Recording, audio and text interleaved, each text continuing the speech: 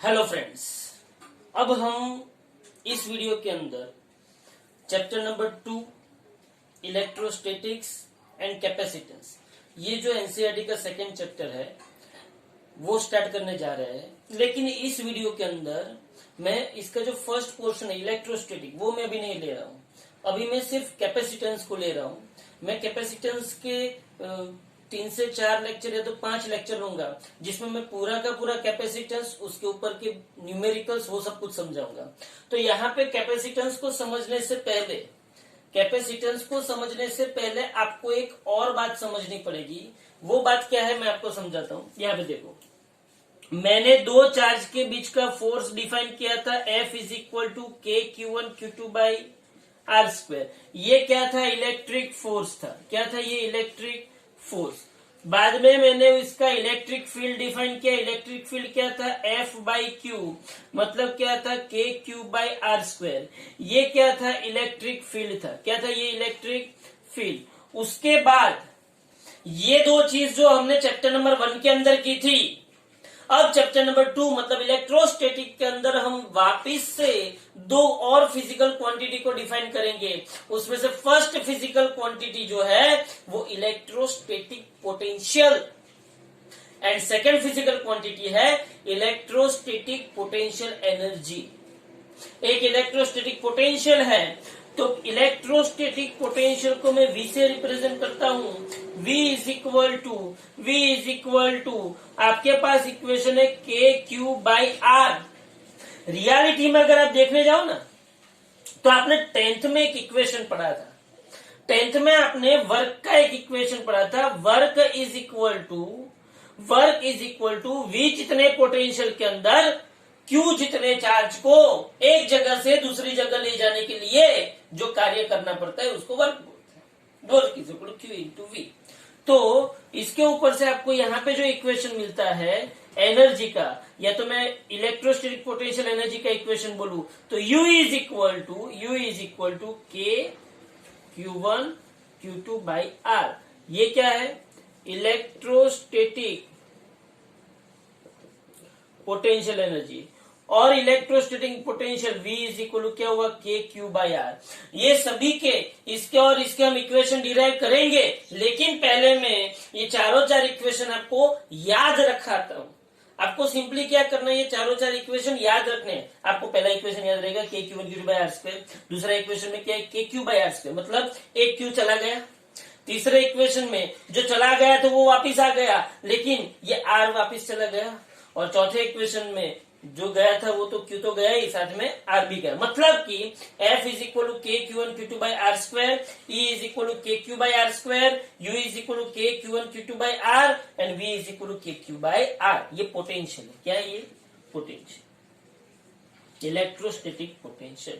जैसे हमारी gravitational potential energy थी वैसे इलेक्ट्रोस्टैटिक पोटेंशियल एनर्जी है। जैसे हमारा ग्रेविटेशनल पोटेंशियल था वैसे यहाँ पे हमारा क्या है? Electrostatic potential.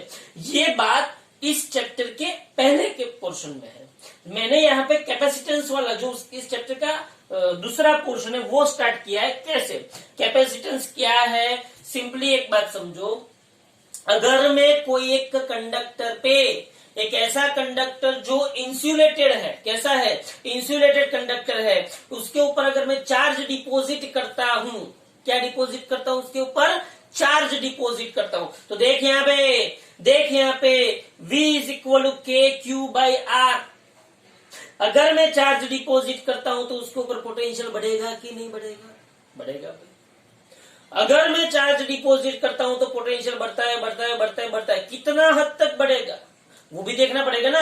आप चार्ज डिपॉजिट करते ही जाओगे तो क्या पोटेंशियल इनफाइनाइट तक बढ़ेगा? नहीं, उसमें भी कुछ लिमिटेशंस आती है। क्या लिमिटेशंस आती है वो समझते हैं। देखो ध्यान से। पहले तो मुझे ये बताओ, ये जो एटमॉस्फेयर है वो कंडक्टर है कि इंसुलेटर है? आपका आंसर होगा कि इंसुलेटर है। अगर यही आंसर है तो बहुत अच्छा है, क्योंकि अगर वो कंडक्टर होता तो 24 आवर्स अपने को क्या लगता? करंट लगता। सी ये एटमॉस्फेयर जो है, ये हवा है, वो कंडक्टर नहीं है, वो इंसुलेटर है। उसका जो इंसुलेटर है वो क्यों है? क्योंकि वो किससे बना हुआ है? एटम्स एंड मॉलिक्यूल से बना हुआ है, और वो इलेक्ट्रिकली क्या है, न्यूट्रल है, वहां पे फ्री इलेक्ट्रॉन्स नहीं है, मतलब ये क्या है, इंसुलेटर है। और इधर अगर मैं कोई एक स्फीयर ले लेता हूं और उस स्फीयर पे मैंने चार्ज डिपॉजिट करना स्टार्ट किया, जितना बने उतना चार्ज मैंने डिपॉजिट किया, जितना चार्ज ज्यादा डिपॉजिट करूंगा उतना पोटेंशियल बढ़ेगा। तो यहां पे वही बात हो रही है कि electrical capacitance of a conductor क्या है। Electrical capacitance of the conductor क्या है, it is a measure of ability of conductor to hold electric charge. Electric charge को होल्ड करने की जो कैपेसिटी है, किसकी, कंडक्टर की, उसको क्या बोलते हैं, इलेक्ट्रिकल कैपेसिटेंस। ये थोड़ी बहुत किताबी लैंग्वेज है, वो पहले समझ लो, बाद में हम हमारी तरह समझ लेते हैं। When an insulated conductor is given to charge it acquires a certain potential. सीधी सी बात है, मैंने बोला था चार्ज मिलेगा तो पोटेंशियल मिलेगा। V is equal to K Q by R, V is equal to K Q by R, K constant, R radius of the sphere, तो Q बढ़ा तो V बढ़ा, तो चार्ज बढ़ा तो पोटेंशियल बढ़ा, चार्ज बढ़ा तो पोटेंशियल बढ़ा, मतलब Q proportional to capital V, Q proportional to capital V। Charge बढ़ा तो पोटेंशियल भी बढ़ा, Q proportional to capital V। अगर मैं ये प्रोपोर्शनलिटी रिमूव करता हूं तो मुझे कांस्टेंट मिलता है, that constant is known as capacitance of that conductor. ये जो इंसुलेटेड कंडक्टर है उसका कैपेसिटेंस हम किससे रिप्रेजेंट करते हैं, C से, बराबर है। तो C is nothing but the ratio of charge to potential, ratio of charge to potential. मतलब क्या हुआ, ध्यान से समझ। अगर मुझे इसका पोटेंशियल कुछ बढ़ाना है तो उसका चार्ज भी क्या करना पड़ेगा, बढ़ाना पड़ेगा, और उतना चार्ज बढ़ाने से उसका जो रेशियो मिलता है उसको क्या बोलते हैं, कैपेसिटेंस बोलते हैं। It is defined as the charge required to increase the potential by unit amount. समझो ध्यान से, charge required to increase the potential by unit amount. मतलब ये इक्वेशन देखो, ये पोटेंशियल है, इसको यूनिट अमाउंट मतलब 1 यूनिट ले लो, यूनिट अमाउंट से मेरे को बढ़ाना है, मतलब ये 1 हो गया मतलब ये गया। ये पोटेंशियल को 1 यूनिट अमाउंट से बढ़ाना है, तब जो चार्ज चाहिए उसको कैपेसिटेंस बोलते हैं। पोटेंशियल को 1 यूनिट अमाउंट बढ़ाने के लिए जो चार्ज चाहिए उसका कैपेसिटेंस बोलते हैं। क्या बोलते हैं, उसका कैपेसिटेंस। ओके, तो कैपेसिटेंस जो है वो डिपेंड किस पे करता है, size and shape of the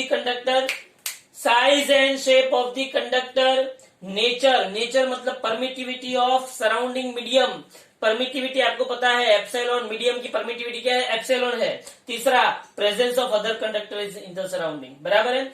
अब यहाँ पे थोड़ी सी मैं बात करूंगा उसके यूनिट की, बराबर। तो ये किसकी बात हो गई, कैपेसिटर का बेसिक हुआ है, बेसिक। हाँ, अभी तो हम लोग बहुत बातें बाकी है इसमें। अब यहाँ पे देखो,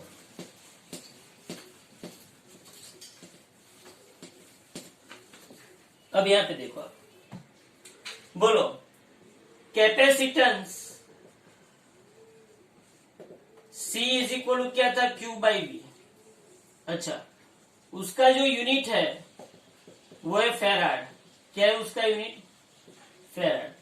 तो 1 farad is equal to, charge का यूनिट क्या होगा, 1 कूलम डिवाइडेड बाय 1 वोल्ट, बराबर। तो 1 farad is equal to 1 coulomb by 1 volt आया।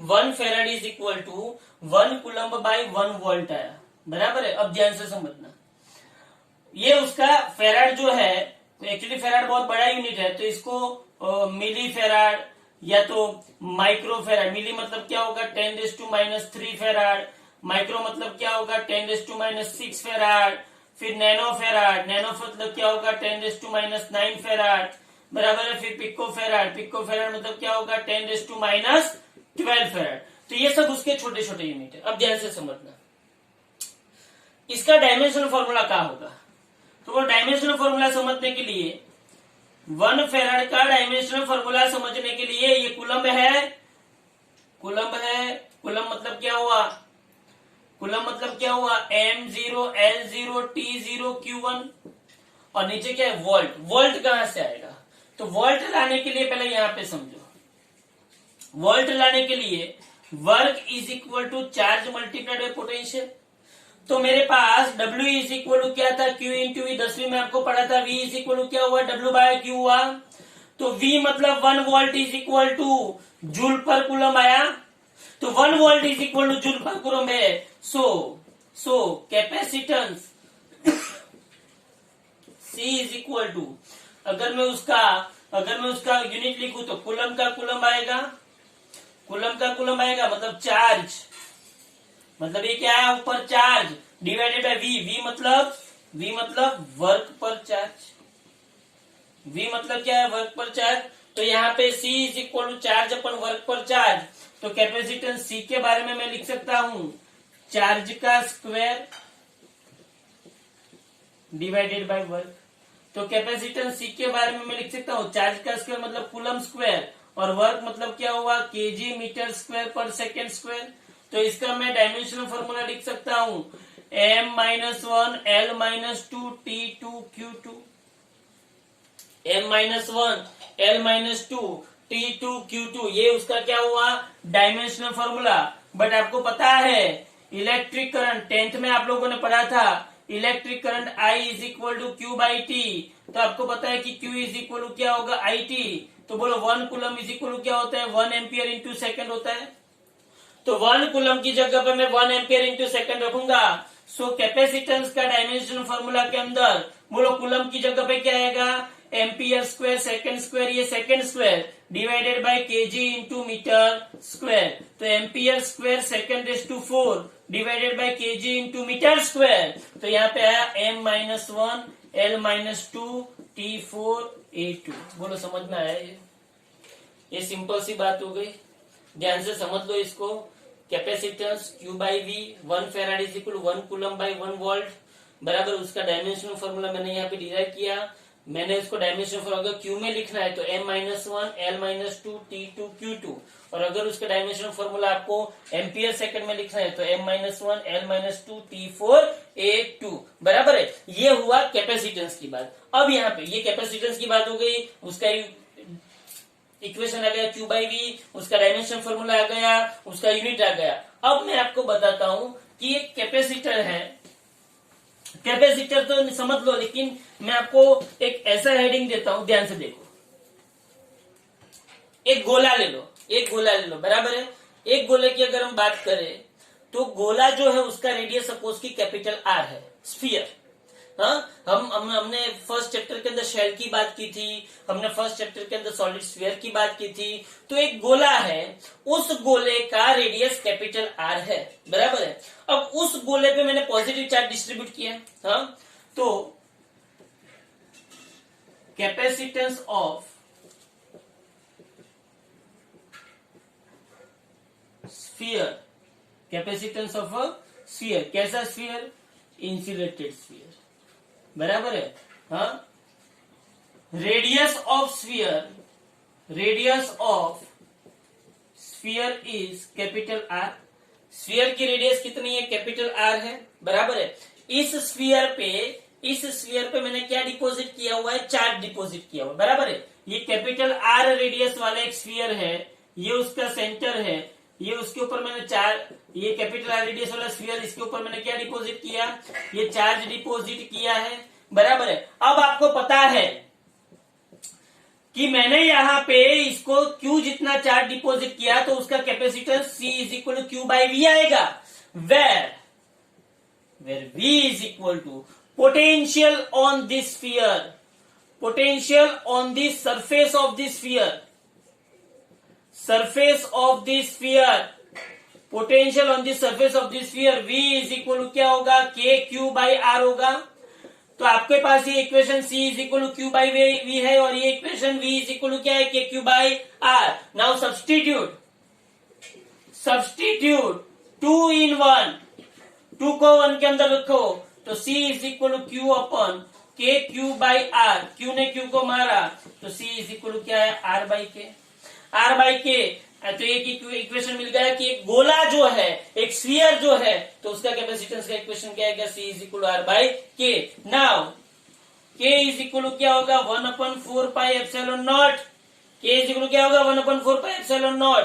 तो मैं यहाँ पे लिखूंगा C is equal R upon 1/4 pi epsilon nought. तो आपके पास C का इक्वेशन आएगा 4 पाई एप्सिलॉन नॉट आर। तो दोनों इक्वेशन सही है, C is equal R by K और C is equal 4 pi epsilon nought are.